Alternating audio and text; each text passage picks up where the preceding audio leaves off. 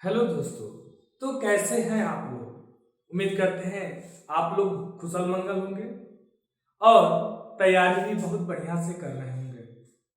आज फिर हम लोग मैथ का उसी डिवीजन का ही अगला टाइप पढ़ेंगे। हम लोगों ने सबसे पहले डिवीजन का टाइप 1 पढ़ा, जिसमें कुल भाजकों की संख्या देखा।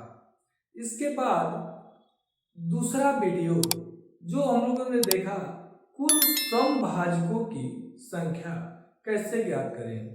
इसके अलावा आज हम लोग फिर उसका तीसरा वीडियो देखेंगे कि विषम भाजकों की संख्या कैसे ज्ञात करें। और आप लोगों से हमको पूरा विश्वास है कि आप लोगों ने जैसा सवाल बताया गया होगा वैसे सवाल किताब से निकाल के बना रहे होंगे। अगर नहीं बनाइएगा तो मैथ पढ़ने से कोई फायदा नहीं है। तो आप मैथ बनाते रहिए हमारे साथ। छोटे छोटे क्वेश्चन में आप बस तरीका देखिए और सॉल्व आपको करना है। तो आइए बिना समय गंवाए देखते हैं विषम विषम भाजकों की संख्या। विषम भाजकों की संख्या। विषम भाजकों की संख्या।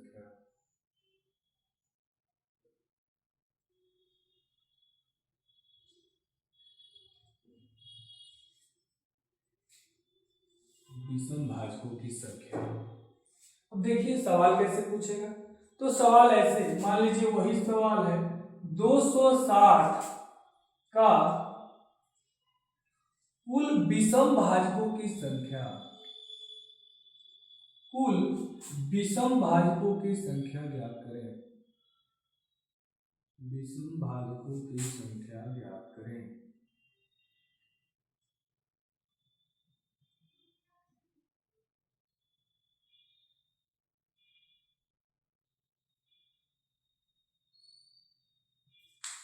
ये आपका क्वेश्चन हो गया। क्वेश्चन दिया है 260 के कुल विषम भाजकों की संख्या ज्ञात करें। तो देखो बाबू 220, तो 220 तो सम संख्या दिख रहा है और पूछ रहा है आपसे कि कुल विषम भाजकों की संख्या। तो आपको सबसे पहले तो ये पता होना ही चाहिए कि विषम संख्या क्या होता है। अगर नहीं पता है तो YouTube पे वीडियो पड़ा है, मेरा ही नहीं बहुत सारा पड़ा हुआ है, मेरा भी पड़ा हुआ है, तो आप वहां से जाके देख सकते हैं। ऐसे अभी के लिए बस इतना जानिए, जो संख्या 2 से कटे वो सम संख्या है, बाकी जो 2 से नहीं कटे वो विषम संख्या है। जो 2 से नहीं कटे वो विषम संख्या है। तो आइए ऐसे सवाल बनाने के लिए हमको कुछ नहीं करना है, वही पुराना मेथड 260 का गुणनखंड करेंगे। आप ये मत सोचिएगा कि खाली एक ही सवाल क्यों बता रहे हैं, इसलिए बता रहे हैं आपको सवाल घुमा घुमा के एक ही टाइप से पूछेगा। यहाँ अंक अलग अलग होगा, तरीका यही होगी।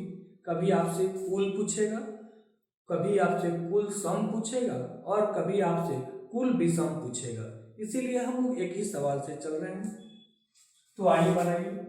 2 से तो 13, फिर 2 से भाग दीजिए तो 2 छके 12, 2 बचे 10, फिर इसको 5 से भाग दीजिए तो 13 और फिर 13 से भाग देंगे तो 1। तो हमारा गुणनखंड आके तैयार हो गया है। ये है गुणनखंड और हमारा गुणनखंड आया है 2 गुणे 3, 2 गुणे 5 और गुणे 13। 2 का पावर 2, 5 का पावर 1 और 13 का पावर 1 आया है। अब कहा है कुल विषम भाजक। विषम भाजक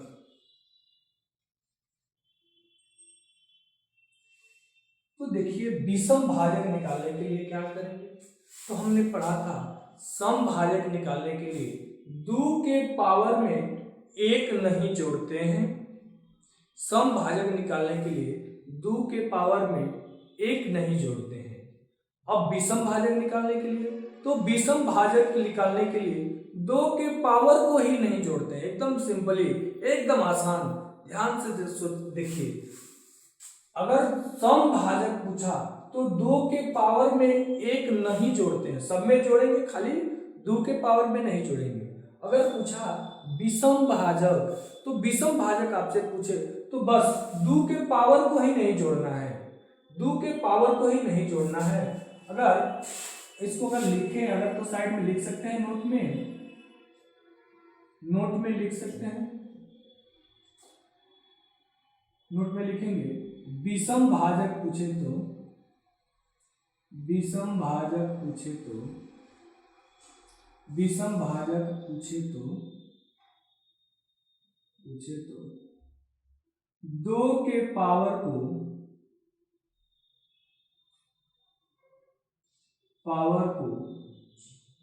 नहीं लिखना है, नहीं लिखना है, नहीं लिखना है, एकदम छोटा सा क्या करना है। तो जब भी विषम भाजक पूछे तो 2 के पावर वाले को ही छोड़ देंगे।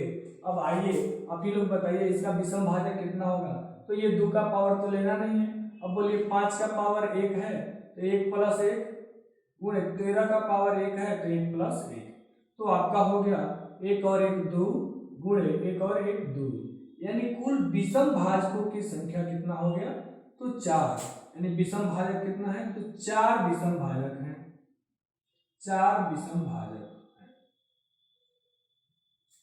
उम्मीद कर रहे हैं कि आपको समझ में आ रहा है। अगर समझ में आ रहा है तो लाइक करते रहिए ताकि हम लोग का भी मनोबल बना रहे, और आप इस पे प्रैक्टिस ज्यादा करें, ज्यादा से ज्यादा प्रैक्टिस करेंगे इस सवाल पे तो एकदम आसान है, बहुत ही आसान है। और अगर आपको वीडियो पसंद आ रहा है तो लाइक कीजिए, अपने दोस्तों को भी बताया कीजिए। अगर आपने सब्सक्राइब नहीं किया है तो वो भी कर लीजिए, और ज्यादा से ज्यादा मैथ के सवाल पे प्रैक्टिस करिए, क्योंकि कोई मैथ ऐसा चीज है प्रैक्टिस से ही होगा। किसी का अगर मैथ खूब बढ़िया है इसका मतलब खूब बढ़िया प्रैक्टिस किया है, और जिसका खराब है इसका मतलब वो प्रैक्टिस नहीं किया है।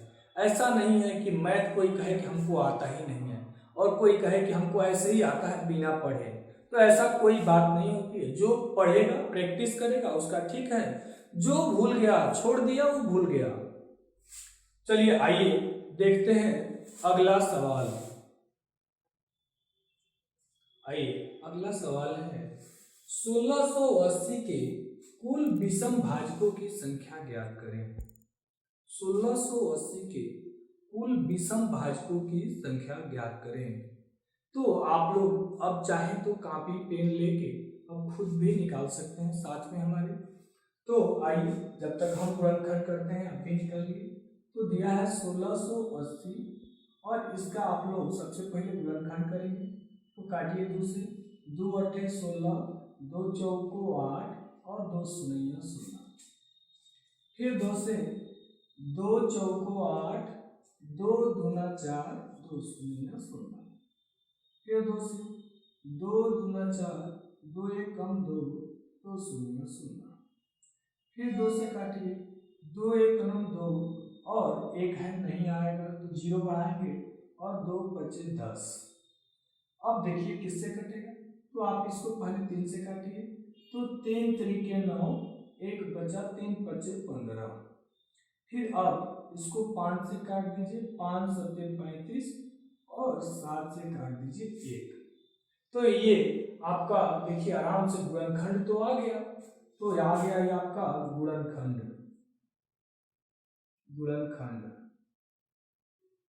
गुणनखंड आया है 2 गुणे 3 गुणे 5 गुणे 7, 2 गुणे 3 गुणे 5 गुणे 7, और 2 के पावर कितना है, 1 2 3 4, यानी 2 के पावर 4, 3 के पावर 1, 5 के पावर 1 और 7 के पावर 1, सभी 1। और आपसे पूछा है कुल विषम भाजकों की संख्या।